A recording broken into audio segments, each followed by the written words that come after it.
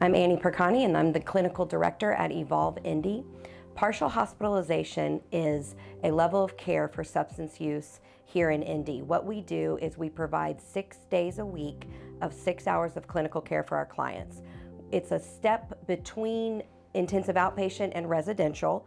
We have the option of housing, so if you are not from the Indianapolis area, we actually have the availability to put you in housing.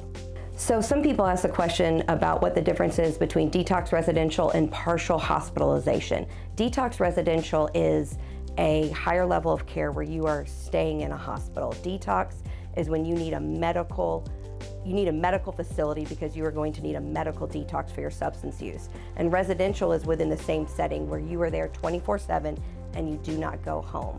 Partial hospitalization is actually qualified as outpatient. However, it is a little bit more intensive than intensive outpatient or outpatient. And what that means is you are spending most of your days in clinical work dealing with your substance use, but a lot of times you go home or you go to the sober living that you're staying at. So 6 hours of clinical care and then you return to your home. Here at Evolve Indy, our clients who participate in partial hospitalization are here Monday through Saturday, and they are at our clinical building doing groups, classes, and individual therapy from 9 a.m. till 3:30. It usually is about 30 to 45 days of treatment just to complete the whole program. It depends on the client's needs and the clinical feedback on where they're progressing.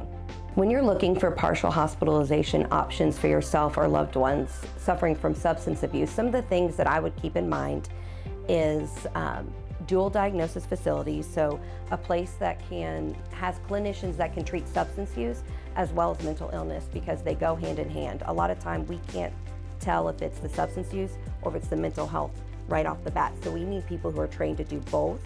I would also recommend looking for a place that integrates multiple pathways for recovery, meaning our clients are getting education on 12-step programs, smart recovery, celebrate recovery, utilizing the church, utilizing therapy as a way to maintain, sustained sobriety.